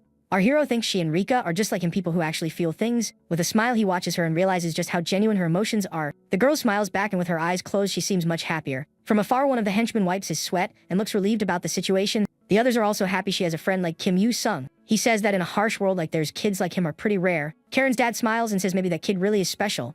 He then hopes their paths will cross again someday in the future. At karaoke, Karen yells at him to sing louder and put more energy into it. She then says it is his turn and the guy gets tense about the whole thing. In her room, Rika is hanging out and seems super hyped about a phone call. Her eyes shining, she screams in excitement and celebrates the news she just got. She then heads over to our hero's house and is shocked to see the workout weights. The young lady asks if all guys have workout gear in their bedrooms. She then walks up to one of the dumbbells to try and lift it off the floor. Even with a ton of effort, she cannot even move it and complains about how heavy it is. The guy explains it is heavy and she is shocked to find out it is half her body weight. In a flashback, he remembers starting to walk with her after school. One day her stomach growls and the guy is a little surprised by the noise. He asks if she is hungry and the girl gets totally embarrassed about it. The young woman then remembers his family owns a restaurant and gets excited. He agrees to take her and figures a single meal will not be a big deal.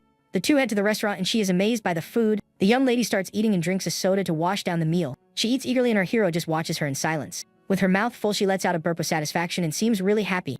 The young woman then compliments his mom's cooking and the woman is thrilled by the praise. His mom is happy with the compliment and tells her to eat as much as she wants. The guy notices his mom really liked Rika and that she really knows how to appreciate a good meal. Suddenly, the young woman pulls him along and says they need to head to their next stop. He chokes on his drink and asks where they are going in such a rush. With a mischievous smile, she says they are going to his room to read manga. He feels awkward and thinks he was stupid to assume nothing weird would happen.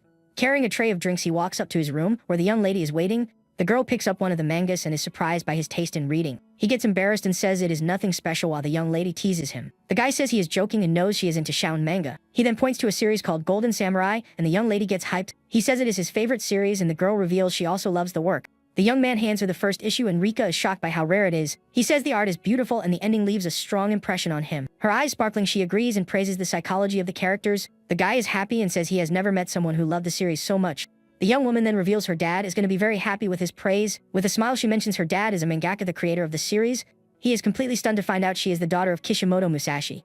The guy starts connecting the dots about her last name and her looks. He remembers hearing the author's wife was British, and it all clicks. In his mind, he recalls his visit to her house and gets furious with himself. Eyes wide, he grabs her and asks if he can get an autograph. With tears in his eyes, he celebrates the chance and feels like a victorious fan. The young woman then asks why Golden Samurai is his favorite among so many series. The girl asks the reason for his choice, and he gets a bit embarrassed. He says there is no special reason, but the work just grew on him.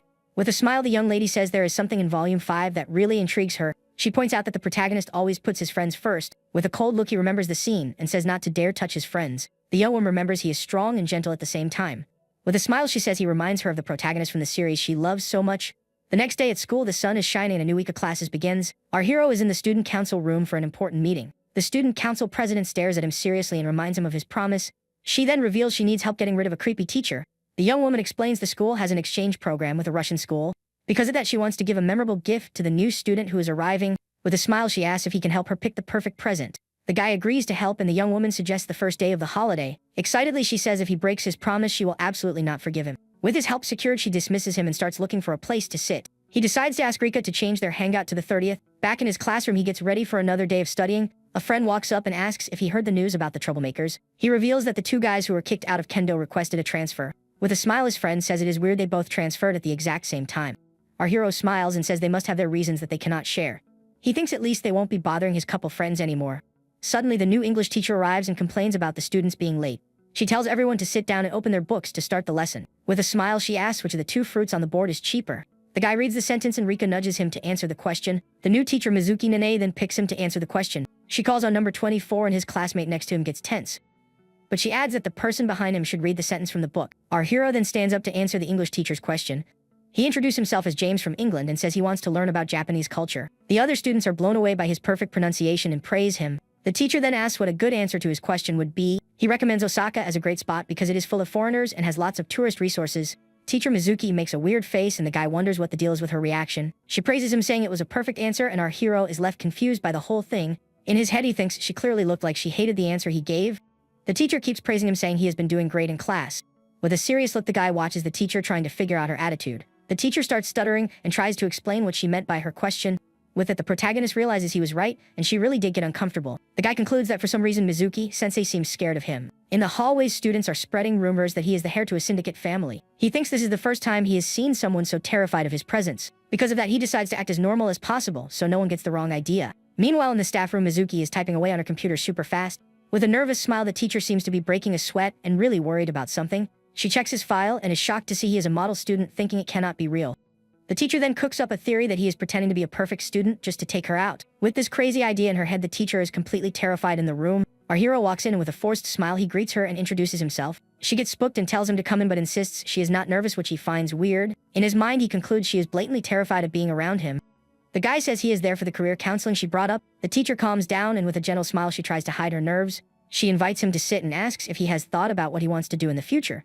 The teacher suggests he take over the family business, and the guy is confused by the question. In her mind, she pictures him as a mobster and is terrified of what might happen. She asks what his parents do, and the young man says they own a restaurant. The teacher is surprised and repeats the info, and he asks if there is a problem. She denies it and says she would love to visit someday, and the guy thinks the misunderstanding is cleared up. The teacher asks which subjects he is most confident in, and he answers math and science. She suggests a career in STEM, but he says it is foolish to choose something just because you are good at it. Teacher Mizuki is surprised by his answer and watches him with curiosity. The protagonist then says he wants to do what he really wants to do, not just what is easiest. She agrees with him and he remembers his trauma with engineering in his past life. The teacher reveals she didn't always want to be a teacher, and the guy asks what her dream was. She gets embarrassed and asks him to promise not to laugh, and the young man agrees. The teacher then reveals her big dream was to become a professional voice actress. In high school, she fell in love with a character from a mecha anime and made her choice, but her teacher said hobbies are things she can chase later in life. The master advised her to get a stable job first and think about it later.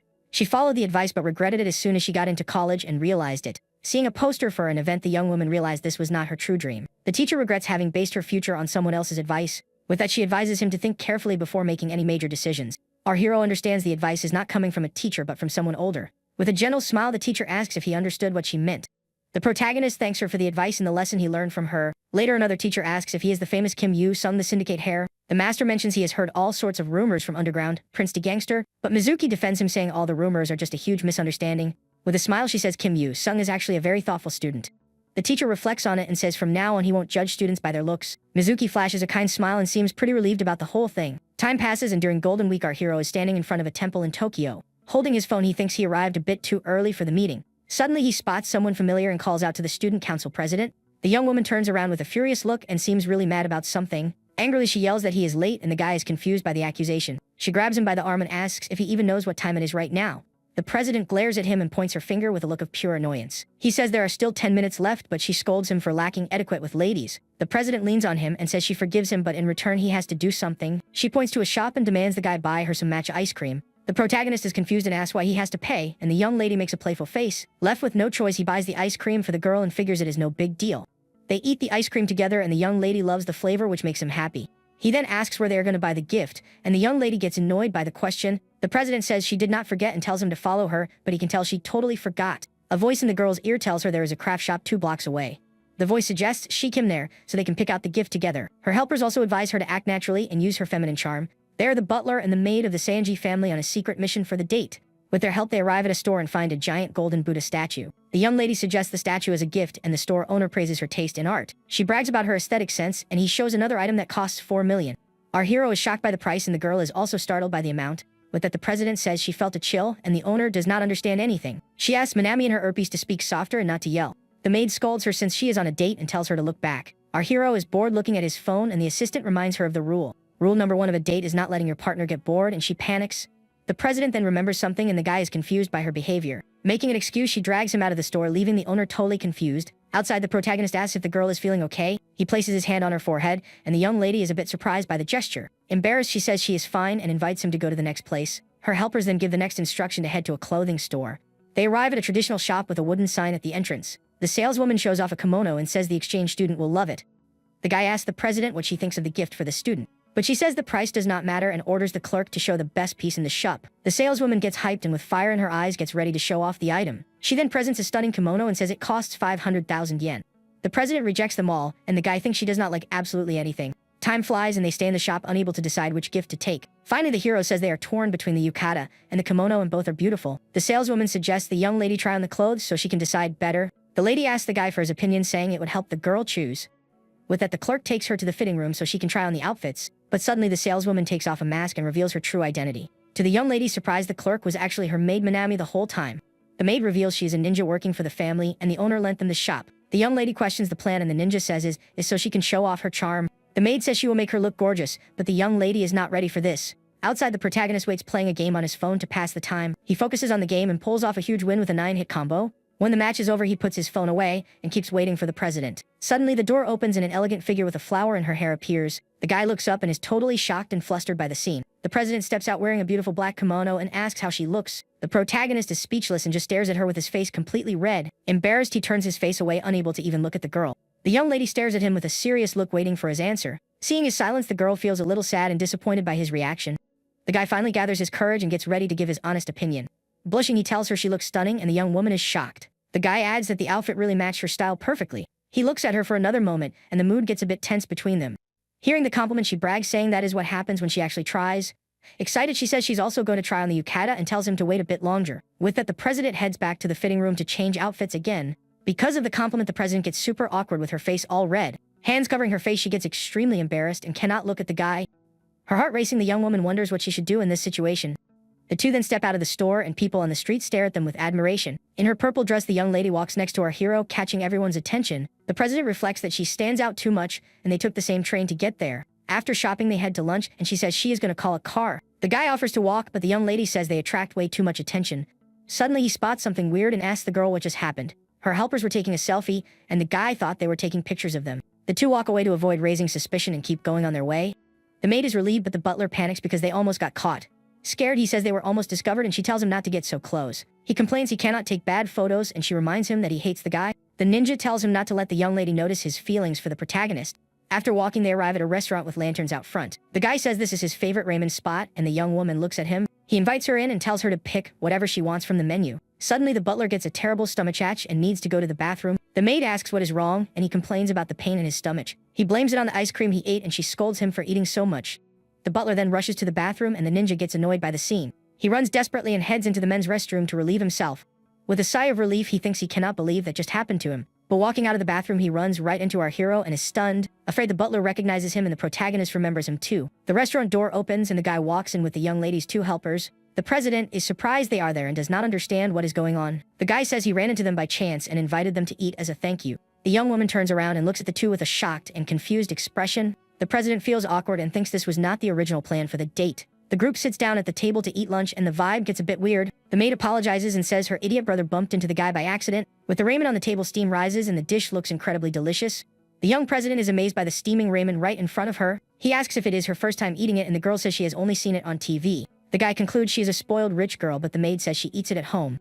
Chopsticks in hand, the president brings the spoon to her mouth to taste it. The protagonist asks eagerly what she thinks and if the flavor is to her liking. Hand over her mouth, she says it is delicious and her eyes sparkle with the taste. Because of this, the guy is happy she liked it and the ninja also celebrates. The butler offers to finish the rest, but the maid scolds him about his stomachache. After lunch, they head to an arcade filled with lights and all kinds of games. The president tries to grab a plushie from the claw machine but fails and gets frustrated. The protagonist offers to win the plushie for her on the claw machine. Meanwhile, the two guys play a fighting game and are having a blast. The vice president celebrates his win and teases our hero for losing the game. Annoyed, the guy says the vice crossed the line and that he is going to crush him. With an evil glare, the vice president says he will make him pay for the young lady's love. Our hero gets mad, says they still have credits, and challenges him to another round. In the game, the protagonist's character gets hit by a sudden powerful kick. The fire girl then lands a heavy punch and wins the fight with a combo. With the knockout, the vice president's character takes the match once again. The guy cannot believe he lost and the butler mocks him about his gaming skills. With hatred in his eyes, the vice president gets ready for the next and final challenge. He calls out the protagonist's name and the guy is a bit surprised. The butler says they are going to settle this right now and points to a machine. The guy with glasses challenges him to a contest on the arcade's punching machine. The butler then rips off his shirt and gets ready to show his true strength. To everyone's shock, the butler tears his shirt off, revealing a super muscular body. The butler flexes his physique and the protagonist wonders how he even hides all that. The maid and the president get embarrassed by the butler's the top acting. He says the guy agreed to the match, but our hero completely denies it. With an evil smirk, the butler shows off a badge and asks if he was looking forward to this. The guy gets tense and the butler says he is disappointed by his cowardly attitude. He then shows off for the crowd and says he didn't peg him as a quitter. With a smile, he tells the guy to watch closely and gets ready for the challenge. The butler stretches out and steps up to the machine ready to begin. With a battle cry, he gears up to throw the hardest punch of his life. With a swift motion, he hits the machine with a powerful and accurate punch. The score goes up to 960 and the girls celebrate the new record. With that, he calls out the protagonist and says now it is his turn to show his strength. The president cheers him on and promises to cover the cost if the machine breaks from his punch. The guy cries and tells her to stop, but the young lady insists she believes in him. Left with no choice, he accepts and wonders how things even got to this point. He thinks the score does not matter and that the real issue is something else entirely. With his muscle character buff, he fears his power might just be too much. In his mind, he pictures himself completely shattering the machine with a single punch. With that thought, he decides he is going all out and prepares for the big strike. He focuses his energy and hits the machine with a super powerful punch. A purple light bursts from the sheer force and everyone is stunned by what they saw. The butler is left speechless and cannot believe the strength the guy just showed. He then yells asking where the protagonist hit it, and the ninja is totally shocked. The scoreboard then shows a 0 and the president says it didn't count as score. The ninja scolds him for his aim and the guy feels embarrassed about the whole thing. The hero thinks at least it wasn't a high score and that is a good thing. Suddenly the top part of the machine breaks loose and he does not understand why. With a loud crash, the upper half of the punching machine falls to the ground and shatters. With the machine destroyed, everyone goes silent and watches the scene in shock. The butler just stands there with his arms crossed, and the vibe gets really tense in the arcade. The butler then calls the match a tie, and the guy is relieved by the call. Hand over his face, he tries to hide his embarrassment, and says it was a fair decision. He then warns that next time he will win by a mile, and the hero agrees. After the mess, our hero suggests they take some photos as a souvenir. He points to a photo booth and invites the group to take some sticker pictures. The president thinks it is a fun idea, and the ninja gets hyped for the photo op. The guy then calls everyone into the booth for their group photo session. They snap a bunch of pictures together, striking funny poses with a red fan. In another pic, the ninja gets choked by her brother while the couple smiles for the camera. In another one, they wear bunny and mouse ears, pulling cute and silly faces. And to wrap it up, they wear weirdly shaped sunglasses and make a heart shape. With the photos in hand, the group gathers to look at the results of their fun session. The president says the pictures turned out great, but the butler complains that his eyes are closed. With the photos in hand, the group gathers to look at the results of their fun session. The young woman smiles and says that despite the hiccups, the day was really fun. Our hero then suggests they end the day with a little bit of karaoke. With it, the group heads to a karaoke spot to sing and have a bit more fun. The butler sings with a lot of hype, and the rest of the group claps along. Then the president grabs the mic and sings a beautiful song with her sweet voice. Eyes closed, she sings with so much emotion and looks really happy in the moment. The guy and the others clap for her and give her a thumbs up. After that, the two sing together and a friendly vibe takes over the room. The young lady smiles and sings joyfully right next to her special new friend. The guy also sings with a smile and has a blast with this new experience. As the day ends, he says goodbye and asks the young lady to get home safe. She thanks him for the day and says she had a lot of fun with him and the others. Inside the car, the two helpers are shocked and think they might have overdone it a bit. The maid apologizes to the young lady for getting way too carried away with the mission. They forgot to leave and ended up ruining the mood of the date. The president then stares at them with a serious look and silence fills the air. With a smile, she says it is all good and that she had more than enough fun. The helpers are relieved by her answer and look at the young woman with admiration. She remembers waiting for someone for the very first time and sharing ice cream. The young lady also remembers laughing and chatting while shopping with the guy. Holding the photo, she says everything made her happy, but one thing really stood out. The president recalls the fun she had with her two childhood friends. With that, she thanks them for always being by her side and makes them tear up.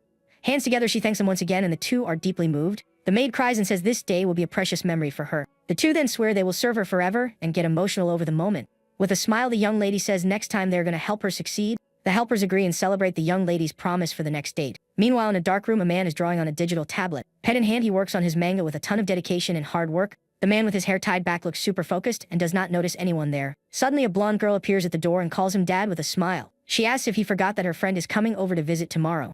The dad says he is really looking forward to meeting the friend she talks so much about. With a smile, he reveals he wants to meet the guy named Kim Yu-sung. On the second day of Golden Week, our hero goes to Rika's house just as they planned.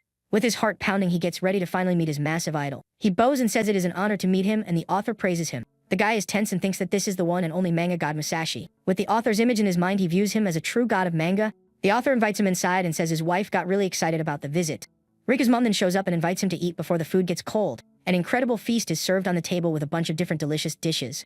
After lunch, they sit around the table to chat and give thanks for the meal. The author reveals that Rika talks about him non-stop and the guy feels embarrassed. With a mischievous look, the dad says he wanted to meet him since it is his daughter's first time. With the mood getting tense, he tries to explain, saying he and Rika are just friends. He mentions they met because the young lady was lost and Rika scolds him. The guy points out he is her first guy friend and worried about her dad's opinion.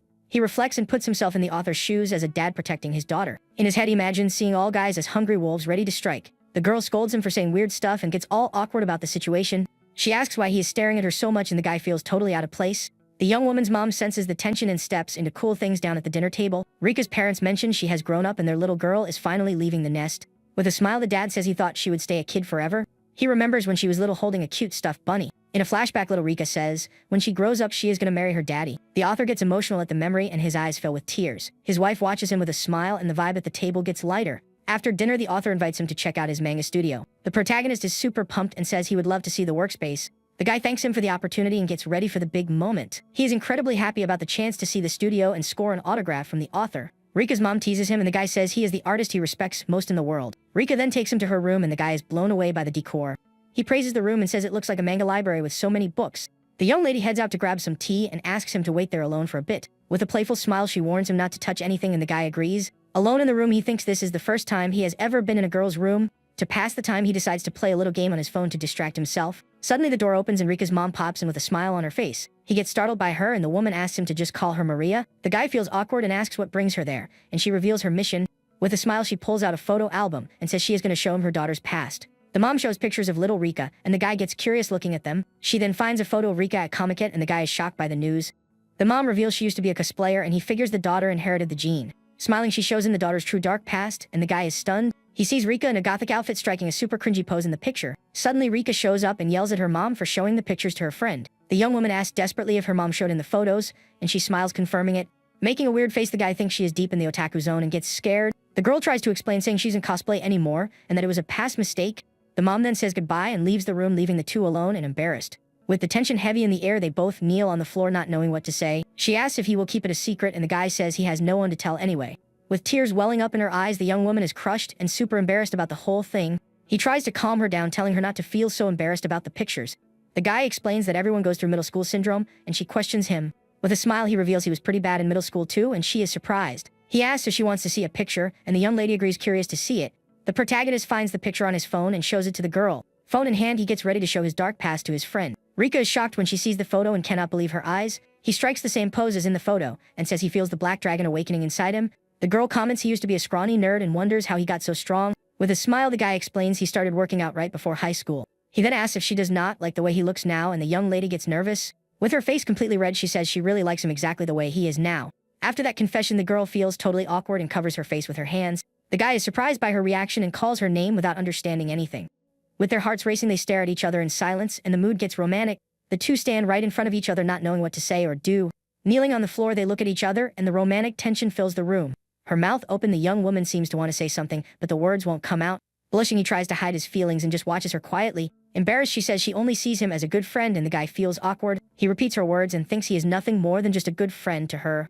They both agree they are just friends, and the vibe gets a little bit awkward. The guy scratches his head awkwardly, and they both sit in silence for a moment. He calls her name, and the young woman turns to him with a curious look. The protagonist thanks her for inviting him over and for letting him meet his idol. The girl says it was nothing and mentions he has been helping her since their first day of class. With a smile, he agrees, and the two keep chatting, feeling a bit more relaxed. He says he will visit her again, and the young woman agrees with a smile on her face. As the visit wraps up, the sun goes down, and Rika invites him to stay a bit longer. But he says it is getting late, and he needs to head home so he can eat dinner. The young lady remembers her family is going on a trip, and she will be home alone. He wishes her a safe trip, and the girl jokes that he is going to miss her. The guy offers to help if anything happens, and she questions him about it. With a smile, he imagines he could swim all the way to Hawaii with his strength, but he changes his mind and says he would just buy a plane ticket to go. The two say their goodbyes with a smile and agree to see each other at school soon. With a gentle smile, he says goodbye and watches her walk away slowly. The girl turns back with a blushing face and looks at him with loving eyes. Hand over her heart, she feels embarrassed and thinks about what just happened. Alone, he reflects on the day and remembers all the moments they spent together. He remembers when he found her lost and helped her find her way. The guy also recalls having lunch with her and how delicious the food was. He thinks about how hard she worked to help Tojo and how that makes her special. In his mind, he concludes that Rika is truly a very good and kind person. He also remembers protecting her on the crowded train to keep her safe. The guy asks her to hold on a little longer, and the young woman agrees, looking embarrassed. He holds her hand so they do not get lost and guides her through the crowd. Smiling, he reflects on all those moments and feels happy about their friendship. He waves goodbye with a smile and watches her with a caring look. The young woman smiles back and thinks about how special the day was for her. On the 5th day of Golden Week, our hero is taking a stroll in Akihabara. He walks down the busy city streets rocking his stylish black sneakers. Holding his phone, he thinks he has already bought all the manga he needed. With his shopping done, he decides it is time to find a place to eat. He thinks about hitting up his favorite ramen spot for lunch. Suddenly, a blue-haired girl runs past, yelling for him to get out of the way. He turns around, surprised and curious to see who is running. The young lady then trips and falls toward our hero with a clumsy jump. With a quick move, she leaps over the wall and flies right at him. The protagonist is startled by the scene and cannot believe what he is seeing. She lands right on him, and they both crash to the ground from the sudden impact. Face on the ground, he is confused and has no idea what just happened. With a bloody nose, he wonders why this kind of stuff always happens to him.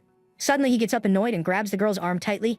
He saves her and in return only gets a look of disgust as the girl tells him to let go. Suddenly, a group of men shows up and calls out for the young woman whose name is Sasha. She pulls him along and begs for his help to escape the men chasing her. The young lady drags him into a dead-end alley, and he warns her there is nowhere to go. With a smile, he guides her and tells her to come with him, and the young lady agrees. They duck into a ramen shop and hide from the men who are looking for them. Outside, the men search for the girl while the protagonist keeps an eye on them. Hiding under the table, the two wait for the men to leave so they can get out. Once the coast is clear, the young woman thanks him for the help, but he says it was an accident. With a smile, the girl introduces herself as Sasha and asks the guy for his name. He introduces himself, and the young lady asks if he is not Japanese and if he is a tourist. The protagonist gets annoyed and demands to know who those men were and what they wanted. He stands up to leave and tells her good luck with the running. The girl stops him and says it is complicated, but she needs his help to get away. The girl says common sense dictates helping pretty girls and asking questions later, but he disagrees. With that, she panics and offers the guy money, which leaves him shocked by the proposal. She pulls out a massive stack of cash to try and convince him. With that offer, he takes the deal and they shake hands to seal the agreement. The young woman adjusts her hat and decides she can no longer hide the truth from him. With her hair shining, she reveals her dad is someone very important in a place called Luxia. The protagonist is totally confused and does not understand a word she just said. The girl continues her explanation with a very serious look on her face. She then reveals that the men from earlier were actually trying to kidnap her. The guy recognizes her from the manga Scramble Love and realizes she is all one of the heroines. He remembers the character was named Al and was one of the most popular in the series. With that, he takes her to a clothing store so she can get a better disguise. The young lady steps out of the fitting room with a new look and asks what he thinks of the outfit. He says the clothes are good for moving around, and she hires him as her bodyguard until 7. The guy says he can handle it and asks if there is a fun place to go nearby. With a smile, he says it will be easier to lose their brochures in crowded places. The guy adds that they won't be able to act freely with civilians around. He remembers her name is Alexandra Romanova, but everyone calls her Sasha. Our hero thinks she should have run into Ryuji, but somehow found him first. He wonders if this means he found her before her official debut. He does not know if he can step in, but wonders why a heroine is being hunted down. In his head, he wonders if she is trying to insult him and buy him off with cash. The guy wanted to say that, but the amount of money she offered was just too huge. Sighing, he thinks he just needs to endure it for 6 hours, and that it shouldn't be hard. With a playful look, the young lady brags that she is really good at reading people. In her mind, she remembers his tough look and how powerful he seemed. That is why she is absolutely sure he can handle 6 hours without breaking a sweat. She says it is time to move, so they are not tracked, but the guy tells her to stop. The men show up running and our hero wonders how they found them so fast. As they run, he asks if they are ex-KGB agents, but she does not get the acronym. One of the pursuers stops right in front of him and our hero gets ready for a fight. The man charges with a quick punch, but the guy manages to dodge the strike. With an agile move, he grabs him and gets ready to counterattack with full force. The attacker is shocked and cannot believe our hero's strength. With an evil smirk, he lifts the man high into the air with just one hand. He slams him into the ground, and the other henchmen are shocked by the scene. Sasha and the guy look back and realize the other men have backed off. He pushes her into an alley and tells her to hide for now. The protagonist closes the door and gets ready to take on the men all by himself. He figures these guys are on a totally different level than regular street punks. With it, the men surround him and get ready to attack all at once. But he thinks that unfortunately for them, he has a massive advantage. In Ronkums, the guy with the bigger build always wins and he uses his power. With that, he takes down all the henchmen easily without breaking a sweat. He glares at them and tells everyone to back off since he can handle that level. Suddenly, he feels a weird presence and his eyes go wide with surprise. He is then hit by an unexpected powerful punch that catches him off guard. Feeling the impact, he groans in pain and wonders who just hit him. A bearded man in a black coat shows up and introduces himself as Captain Boris. The captain asks who the fool is and says he is stronger than he thought. The protagonist gets tense and realizes this guy is a very tough opponent. He wonders if his rom-com muscle buff is going to work here. From afar, Sasha watches everything completely shocked and speechless. She yells for him to be careful and says it does not matter how strong he looks. The young lady adds that there is no way he can beat Captain Boris in a fight. Our hero finally understands why she took the job so quickly.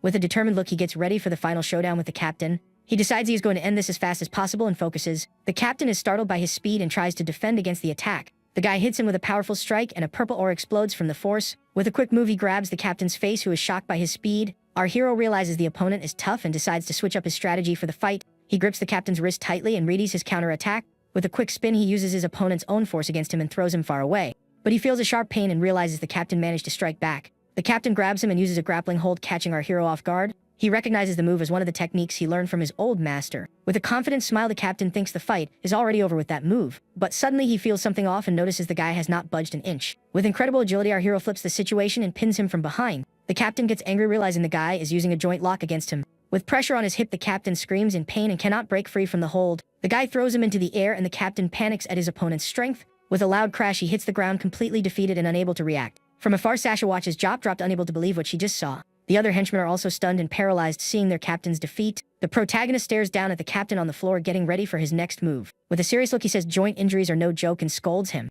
The young lady cannot believe he actually managed to take down Captain Boris all by himself. She wonders how anyone could be that strong and looks at him with pure admiration. Somewhere else, a guy in sunglasses is standing in an abandoned warehouse.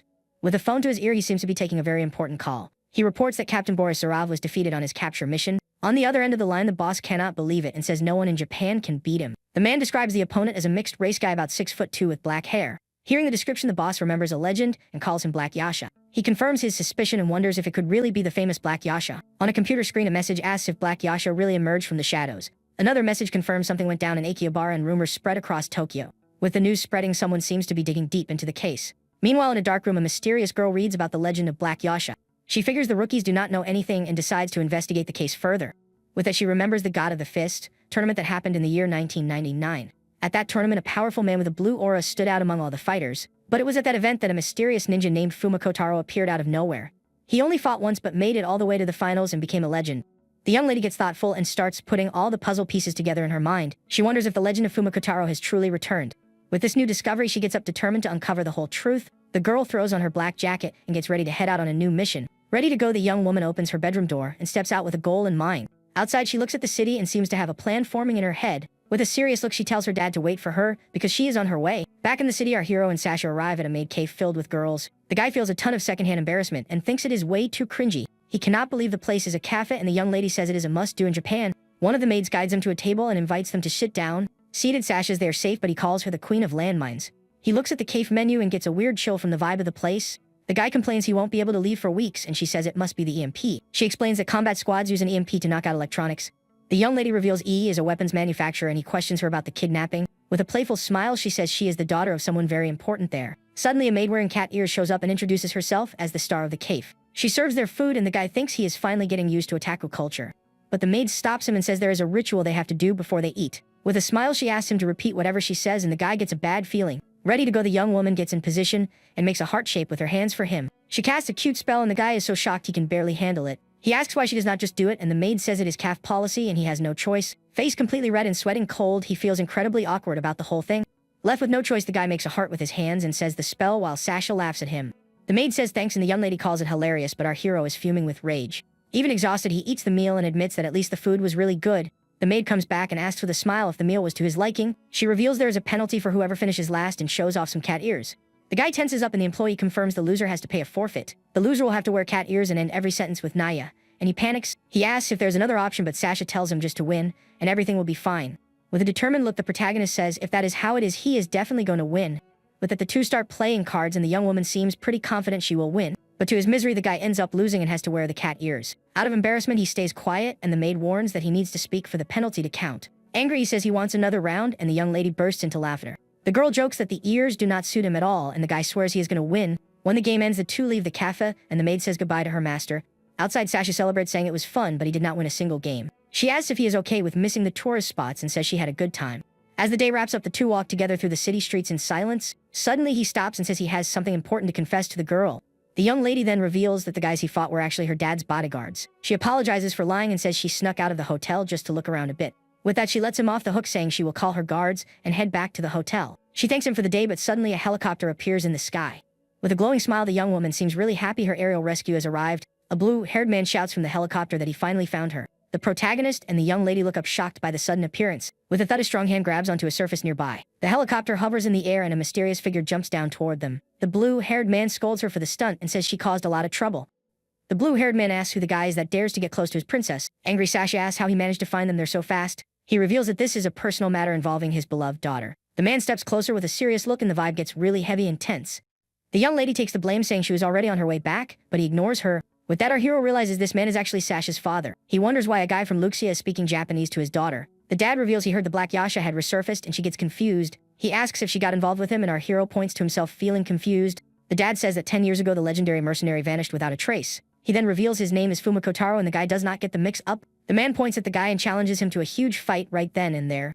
Hatred in his eyes, he yells that they will finish the fight they started 18 years ago, but he takes a closer look, asks who he is, and the guy introduces himself as Kim Yu-sung. He asks if the young man knows Fumiko Taro, but our hero denies it immediately. With that revelation, an awkward silence falls over them and the mood gets weird.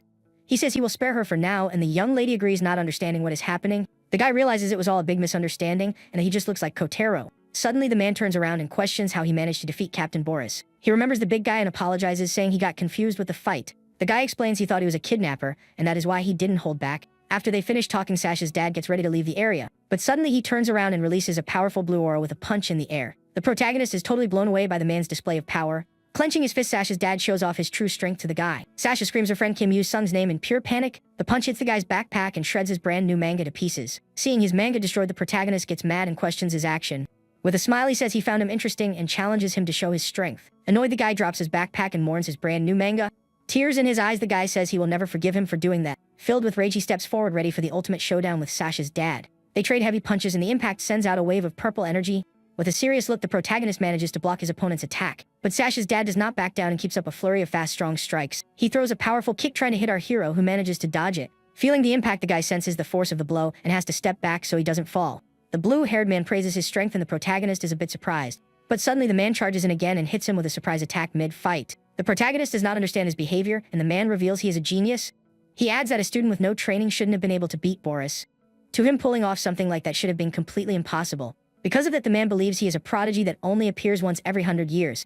With a determined look, our hero gets ready for his opponent's next attack. The man throws a powerful punch and unleashes a blue aura that completely wraps around him. He invites him to work for him and promises to help him bloom. The guy thinks the offer sounds like it is straight out of a shounen battle manga. With that, he is completely sure the world of Scramble Love is not a romantic comedy. He realizes the work is actually a battle webtoon and not a romance. In his mind, he remembers all the romantic comedy cliches that happened before, but now he understands things are different and the story has changed. The reason he was brought into this world and trained non-stop. The reason he keeps getting dragged into fights and suddenly has absurd strength. All of this leads him to a single conclusion about his role in this new world. The series shifted gears, going from a rom-com to a full-on battle manga. He is sure of it because the work's publisher is Jamsa Shounen magazine. In a magazine like that, trying to keep it a pure romance would be a losing battle.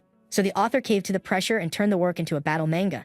If that is what really happened, our hero starts fearing for his future. That means he will keep being surrounded by monsters and his life is on the line. Crying tears of rage, the guy yells that he will never forgive him for wrecking his manga. The two glare at each other, and the protagonist charges into the fight against Sasha's dad. Their fists clash and a massive wave of purple energy explodes on impact. Even with the force of the blow, our hero manages to block it with his arms. The blue-haired man strikes back with a combo of fast and heavy attacks. With a powerful kick, he lands a solid hit, and the guy is sent flying by the blow. The young man manages to stop himself and finds his balance so he does not fall from the force. Sash's dad praises his strength and the protagonist is a bit surprised. But suddenly the man charges again and hits him with a sneak attack. He then reveals he is doing this because the guy is an exceptional genius. The man goes on to say a student with no training shouldn't have defeated Boris. To him, a feat like that should have been completely impossible. That is why he calls him a prodigy that only comes around once every 100 years. With a serious look, the guy keeps listening to Sash's dad's explanation. The man focuses his energy and gets ready for his next big move. He invites him to work for him and says he will help his talent bloom. Hearing this offer, the guy is totally sure this world is not a romance webtoon. In his mind, he realizes the proposal sounds exactly like a shonen battle manga. At the start, the story really did seem like a standard regular romantic comedy. But the real reason he trained and was brought into this world was something else. The reason he always ends up getting dragged into all kinds of fights. And why he possesses an absurd strength that could be mistaken for a gag character. It all points him to one single conclusion: the series turned into a battle manga. He is sure of it because the publisher is Jamsa Shonen magazine. In a magazine like that, keeping a pure romance would be a lost cause. That is why the author gave in to editorial pressure and changed the work into a fighting manga. If that is true, he is going to stay surrounded by monsters and his life is constantly on the line.